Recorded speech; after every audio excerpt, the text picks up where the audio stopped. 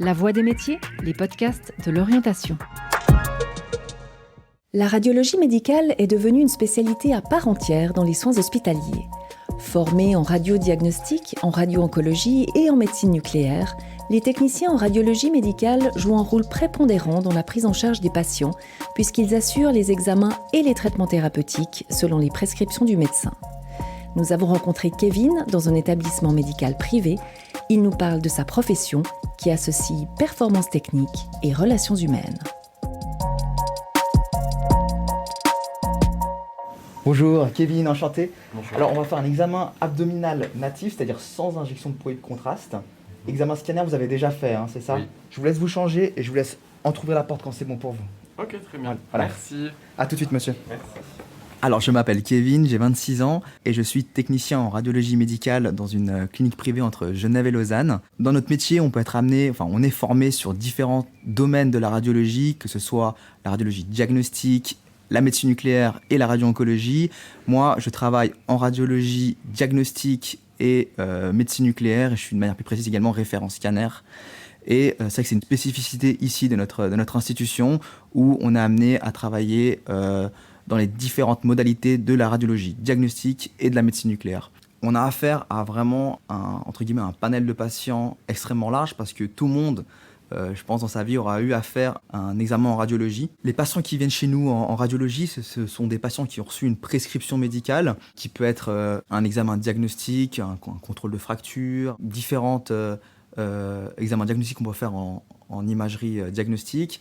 Ça peut être également une évaluation par exemple, de traitement post-chimiothérapie. On veut voir cette fois-ci l'évolution du traitement sur par exemple une tumeur. Donc ça sera un examen qu'on fera en médecine nucléaire. Et puis nous, on vient répondre aux différentes questions ou demandes des différents médecins prescripteurs.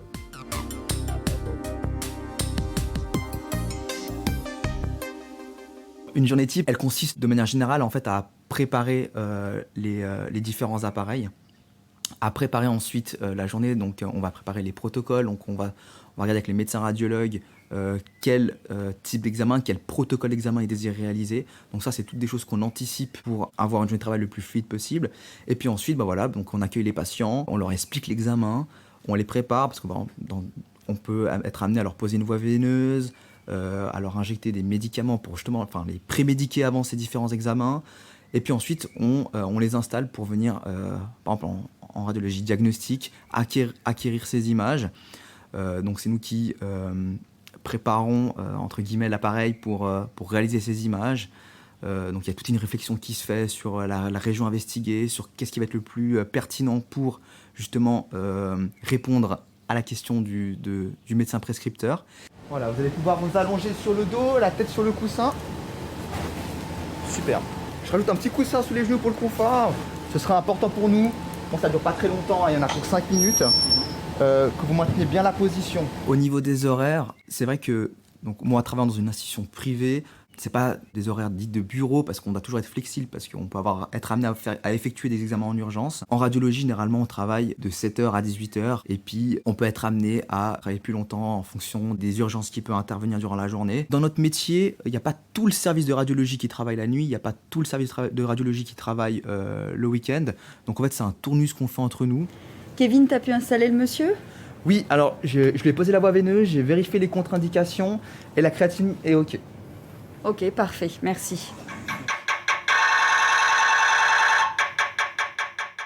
Même si on n'est pas des soignants, on travaille quand même dans un milieu médical, donc voilà, il faut avoir ce côté empathique. C'est vraiment un travail d'équipe qu'on fait avec nos collègues techniciens en radiologie médicale, mais également avec les médecins radiologues. Et puis j'ai envie de vous dire aussi, on est en contact avec tous les domaines qu'on peut retrouver dans une institution socio-sanitaire, parce que on va être affaire à parler avec l'infirmière pour préparer l'examen, à orienter un physio parce qu'il a une question, s'il peut se permettre de faire tel ou tel exercice.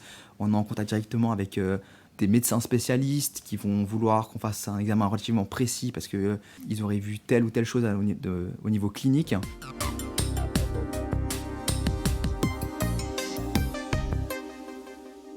Ce qui me plaît le plus dans mon métier, c'est le fait qu'il rassemble autant l'aspect technologique qui nous permet de répondre aux questions des patients, aux interrogations des différents médecins, et puis ce côté social qu'on peut avoir entre les collègues, parce que c'est vraiment un travail d'équipe qu'on effectue entre entre les différents techniciens en radiologie médicale, mais également tous les corps médicaux.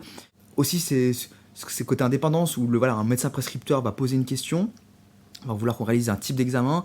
Nous, on a un protocole d'un médecin radiologue, mais après, c'est à nous, et on a un côté un peu indépendant, de réfléchir qu'est-ce qu'on met en place avec le patient, comment on essaye d'obtenir sa confiance, on essaye de le rendre proactif dans son examen.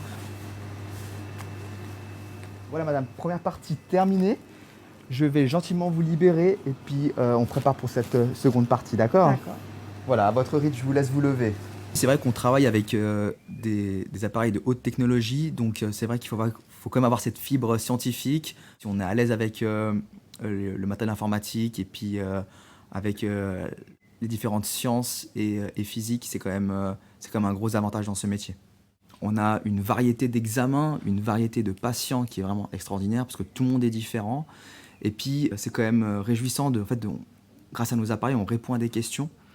Donc, les gens ou les médecins viennent avec des questions et puis nous, on vient y répondre. Et puis, c'est vrai que c'est un peu... on découvre des choses et puis on répond des questions, puis des questions qui sont importantes parce qu'elles sont d'ordre médical.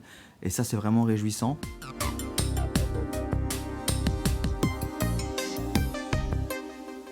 En radiologie diagnostique, les relations avec les patients sont relativement éphémères, donc il faut, dans une courte durée, arriver à obtenir sa confiance.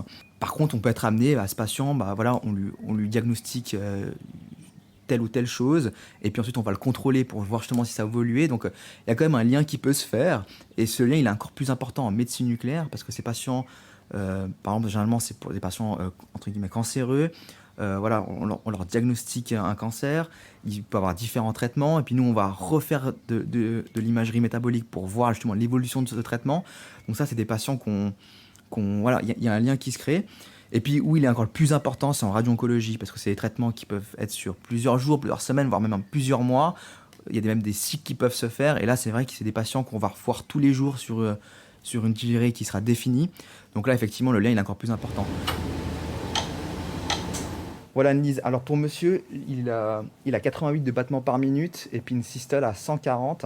Est-ce que je le bêta-bloque avant de faire les premières images ? Il y a un grand cliché associé à notre profession, c'est le cliché du presse-bouton. Les gens ils pensent que on a des appareils de haute technologie puis qu'il suffit d'allonger les patients puis d'appuyer sur des boutons. Mais non, mais ils se rendent pas compte qu'il y a toute une préparation effectivement pour que ces appareils de haute technologie fonctionnent. Les explications qu'on fait avec le patient, la préparation pour cet examen où on va venir le prémédiquer, la pose de voie veineuse parce que on est souvent amené en radiologie diagnostique à injecter des produits de contraste. Et puis après forcément il y a le respect du protocole du médecin. Le patient, on va venir lui dire bonjour, on lui explique l'examen, mais après on l'allonge et il se rend pas compte de tout ce travail qu'on fait. Et c'est vrai qu'il pense qu'on fait que de faire fonctionner un appareil.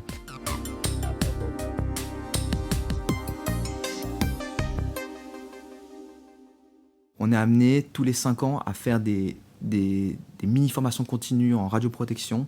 On a des unités à valider pour justement nous mettre à jour parce qu'on est dans un métier qui évolue énormément, vu qu'il est dépendant justement des hautes technologies, et puis c'est un monde qui évolue de manière exponentielle. Nous, on fait ces cours justement pour toujours se mettre à jour. Si je peux faire quelque chose pour que ce soit plus confortable, n'hésitez pas. C'est bon chose. Vous avez froid ? Ça va comme ça ? Non, je suis bien. Ok. Alors, on va mettre les 2 bras par-dessus la tête. L'évolution de la profession dans 10-15 ans, je pense qu'effectivement, les différents appareils qu'on utilise auront évolué parce que forcément, c'est des appareils de haute technologie et puis eux, ils évoluent de manière exponentielle. Après, nous, notre pratique de tous les jours, peut-être, elle sera facilitée justement par ces évolutions qu'on fera sur ces différents appareils. Après, je pense pas qu'elle changera beaucoup parce que expliquer un examen, ça, faudra toujours le faire. Poser une voie veineuse, on sera toujours dépendant de ça, de ce geste. Toute la réflexion qui se fait en fonction de l'examen du patient, ça c'est une réflexion que je pense qui sera identique dans 10-15 ans. Si vous souhaitez faire découvrir cet entretien, n'hésitez pas à le partager. Merci d'avoir écouté La Voix des métiers, un podcast produit par l'Office d'orientation scolaire et professionnelle de l'État de Vaud. Vous pouvez retrouver tous les épisodes sur le site zoom-vd.ch et sur les différentes plateformes de streaming.